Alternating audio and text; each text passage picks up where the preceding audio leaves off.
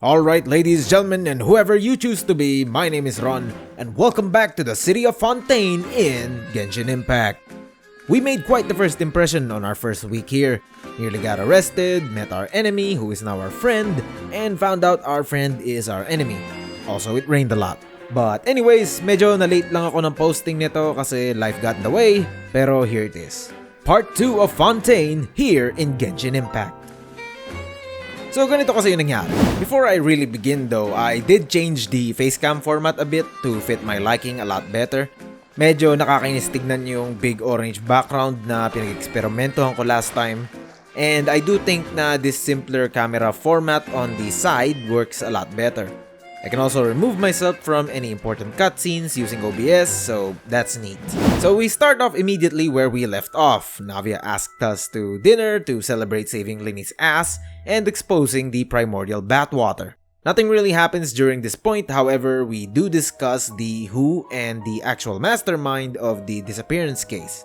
We saved Lini, but it doesn't really answer any question about the actual culprit. All we know is he's willing to go far to protect his or her secrets. Afterwards, we also discuss how we can get to Lady Furina, considering she's incredibly popular and getting an appointment is damn near impossible. We have two options. One is kind of romantic and theatrical, and the other is grounds for sexual harassment. Paimon, in her typical Paimonial self, drinks Navia's Fanta, which apparently has a distinct salty flavor. We finish our dinner and notice that Navia is contemplating something. We assume na maybe the meal was a little too expensive for her liking, hinting that Spina de Rosula is kinda pecha de peligro. Anyways, we head to the Fontaine Fountain to investigate, where once again we hear the name Vache. We take a closer look, almost like in a trance, and when we open our eyes again, it's an Oceanid. So this one reveals that she was once human, but now only her consciousness remains in the form of this small Oceanid.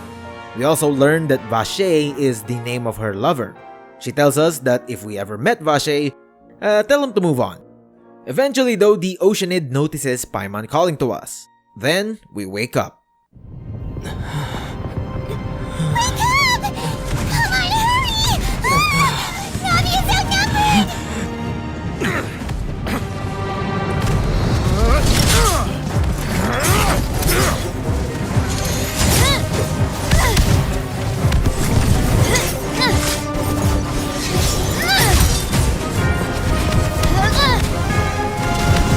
Look out!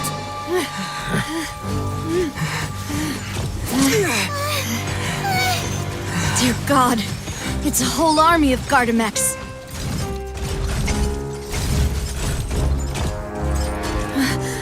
Chlorand?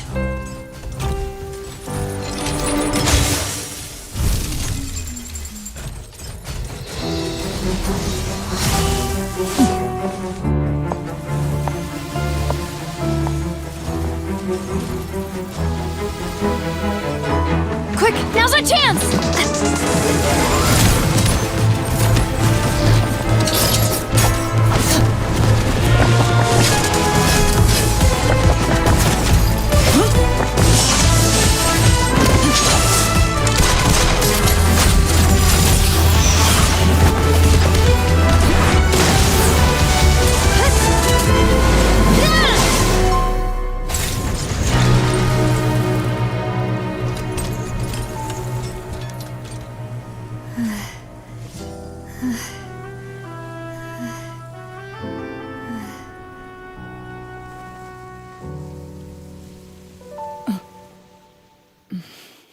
That badass, ladies, gentlemen, and whoever you choose to be, is Chlorand.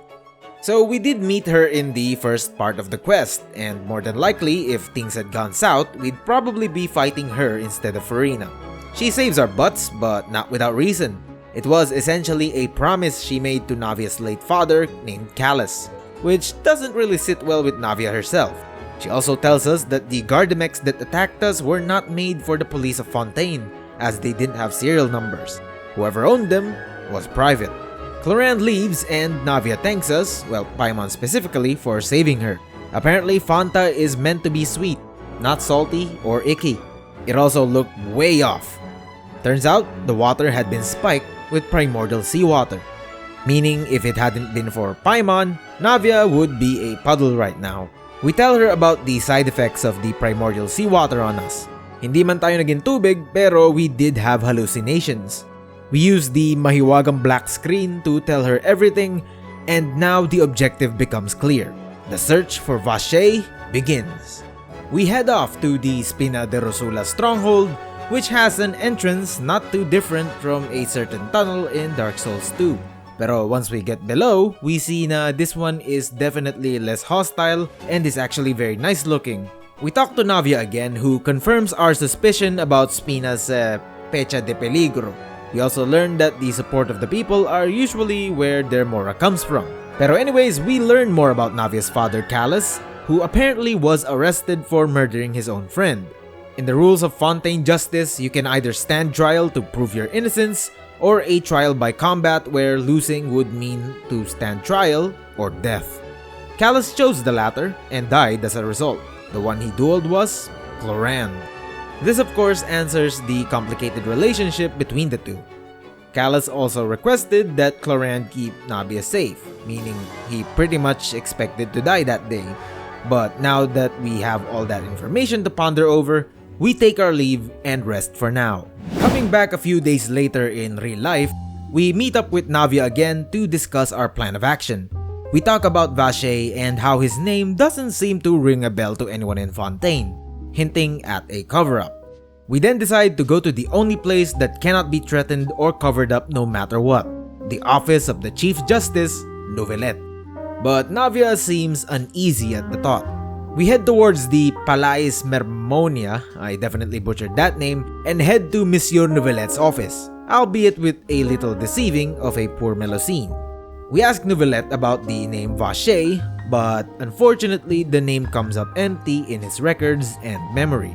With nothing else of concern, we leave, but not without the best scene of this Archon quest so far. Miss Navia, I can understand how you feel. Your father Callus was a truly exceptional man. We deeply regret his passing.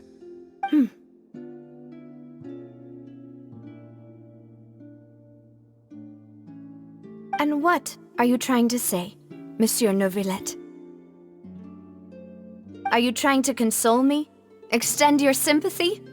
Or just express some tendril of regret? No, you are not trying to do any of that. I can hear it in your voice. There's no emotion behind your words. You only said those things because you felt like you should.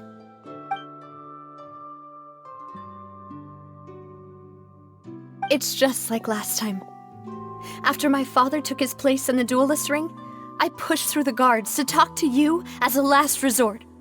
You even told me then that you thought there was something fishy with the case, yet you still allowed the duel to go ahead. In your eyes, the value of a human life is nothing compared to those cold laws you hold so dear. If you truly regret my father's death, then why didn't you call a stop to the duel?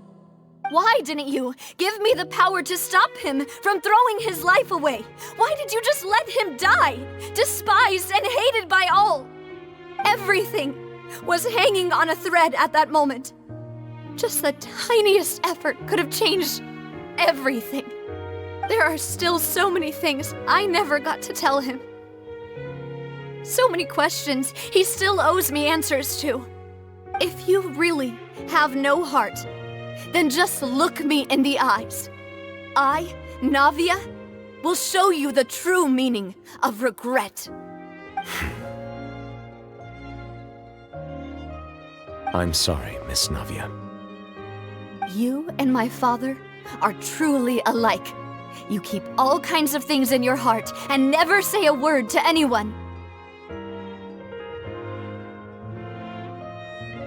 It's not so much that you can't feel, but that you would never express anything. Oh well. In any case, everyone already knows full well the apathy of the Chief Justice. My apologies for taking my emotions out on you, Monsieur Chief Justice. Let's go, Traveler and Paimon. So we go outside and for some reason, it starts raining. We go to Poisson, which apparently means fish in French, but but not before my favorite thing to do in Genshin, getting sidetracked. A few side quests, hydroculi, waypoints, and even a boss fight later, we meet up with Navia in Poisson to discuss the case further. And wouldn't you know it, underneath Poisson is a big-ass ship with a small village. After talking with the NPCs a bit, we go up to the ship and talk with Maylus. Talking to Maylus reveals a couple of things. Callus was dealing with something called synth, a kind of drink that causes excitement and hallucination. Pretty much the skooma of Fontaine. We surmise that the synth actually has traces of primordial seawater in it. Second, and just as important, if not more, is the fact that Navia was actually meant to be the next target of the disappearances. And not only that, but Callus only had 5 years left to live. Callus basically forced a standstill between him and the dealers to keep Navia safe, or at least give her a choice whether to fight. We can't exactly confront the boss head on because doing so would put a lot of people in danger, so we have to be smart about it. Maylus also suspects that there is a mole within the Spina de Rosula, and gives us 3 names to investigate: Florent, the senior advisor; Marcel, head of the Confrérie de Cabrières; and Thierry, the main connection between Spina de Rosula and the guards. 3 names, 1 potential culprit. Let's begin. We first talk to the closest, Florent, who was also present on the night of the murder. And all I can say is it's definitely not him. Moving on. The second person we talk to is the guard Thierry, who is a little more suspicious because he can control the Gardamex. Well, not exactly control. He clarifies that he can only dispatch the Gardamex, and he also points out that only someone rich can actually afford Gardamex. So it's probably not him. We then go to the only rich person on this list, Marcel, and considering the other people have been crossed off in my mind, it's probably him. So we do talk to Marcel, who reveals that the Confrérie, if I pronounce that right, was the organizer of the party. So other than the process of elimination, it doesn't really arouse any suspicion. But anyways, we go over the clues we have and conclude that the only person capable of affording and controlling Gardamex is probably Marcel. But of course, that alone isn't really much to go with. So having no other choice, we have to go to where the synth is made. But before that, we find out that another trial is being conducted as we speak. This time, the defendant is none other than Tartaglia, accused of being the culprit behind the serial disappearances case. I have some thoughts about this, pero I'll share them later in the conclusion. Anyways, we split up. Navia goes to the trial, and we go to the synth hideout. We follow Navia this time around as she barges in right at the start of Child's trial. She interjects that she can prove who the real culprit is, thus proving Tartaglia's innocence. She calls Marcel. The trial begins with the recalling of the night Jacques was murdered. We add that the possibility of a third person is true, and that they were turned into phantom. We also dispute that Callus did not go into trial by combat to prove his innocence, but rather to die and keep his secrets, which is then confirmed by Clorinde herself. Navia turns her attention back to Marcel, who then explains one key detail. The disappearances case had already taken place even before he became a citizen of Fontaine. A heavy blow to the opposition. We go back to our heroes somewhere inside the synth base, pretty much your standard domain crawl with Fontaine's glorious aesthetic. But what really matters, however, is what we find at the end. We reach the end of the domain where we see records of everything that has transpired, including bottles of synths, records of Callus, and the list of all the victims experimented on. We learn that the research is actually meant to save a woman called Vinière, a Fontainian who was dissolved and the researcher's lover. We figure that the voice we heard at the fountain was probably her as well. Looking through more of the makeshift laboratory, we find the water from the primordial sea, which upon closer inspection does look like something that would be icky and salty. But probably the most damning of all the evidence is Vacher and Vinier's list of baby names, most of which are crossed out except one, Marcel. With the shocking revelation, we make our way to the ongoing opera. Back at the Opera Epiclese, we see that the name Vache does irk Marcel a bit, showing a connection. We put the dots together, and when everything is said and done, we conclude... But the truth of it, Marcel, is that you've always been Vache. Huh? We've investigated your lair and we already know everything! After your lover, Veneer, was dissolved, you kept abducting young women to experiment on the hopes of bringing her back to you! You even created Marcel as a new identity and destroyed all records of your past as Vache! We reveal Vache's secret in front of Archon and human alike. And believe it or not, he absolutely loses it. He tries to drink the water, but alas, he's not Fontainian and cannot dissolve. We then get the summary and the final verdict. The Oratrice will now deliver the final verdict regarding the charges against Mr. Vache.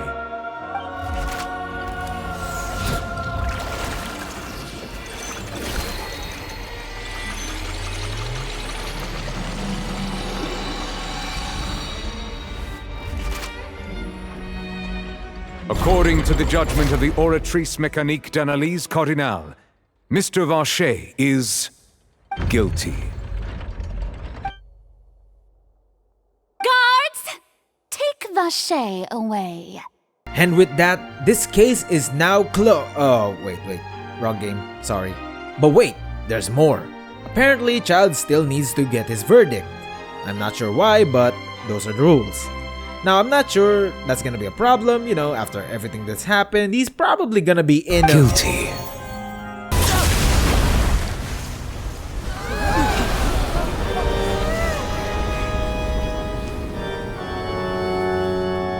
I am sorry. Well, after that fiasco, Farina also loses it, but does manage to save face. Again, after getting our souvenir photo from Nouvellette, we finally leave the opera house and run into Vache. He asked how we even got the name in the first place, which we happily tell him to go to the nearest fountain. He does so alongside us and Nouvellette, so no escaping there. And finally, after so many years, he is finally reunited with everyone. Vache! Vache! Vache! Vache! Vache! Vache!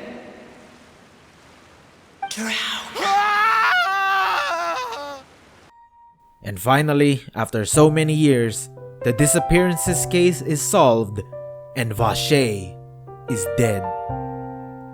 A few days pass and we run into Navia again. Definitely in a better mood now that everything is settled, be it the disappearances and her father's legacy.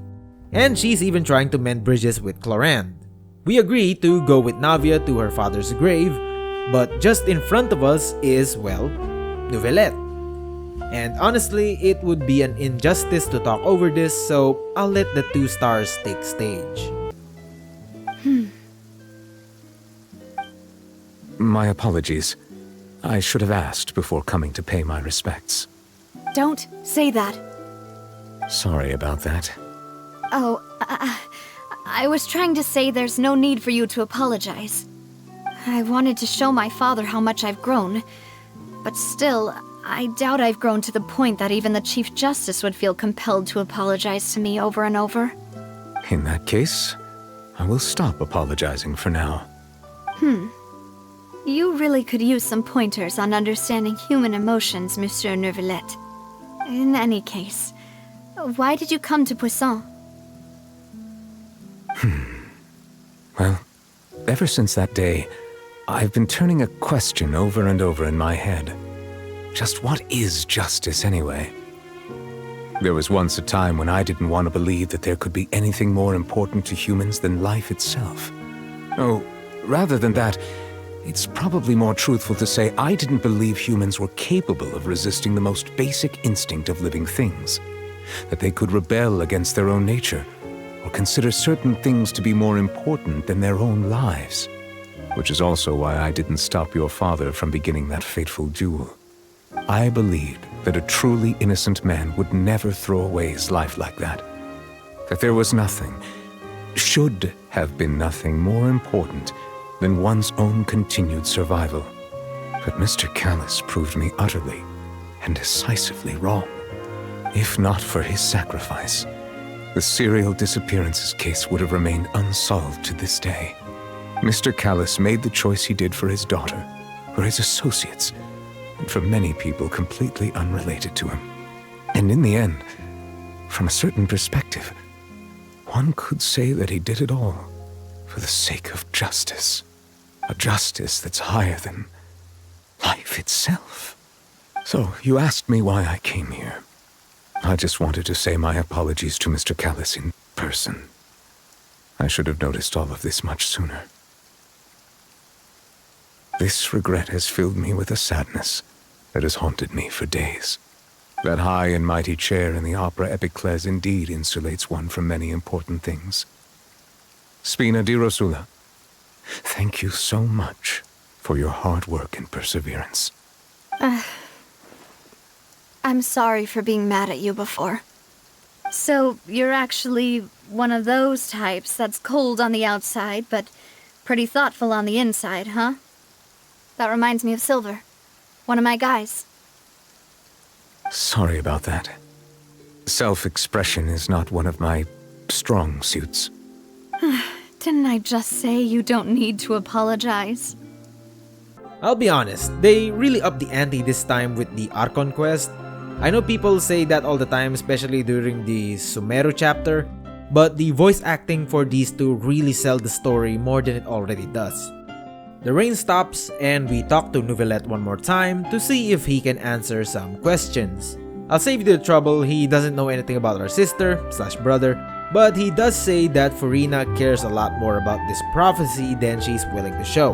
Other than that, I guess the search for answers continues on. And with that, this case is closed. And there we go. Honestly, this is probably one of my favorite Archon quests so far.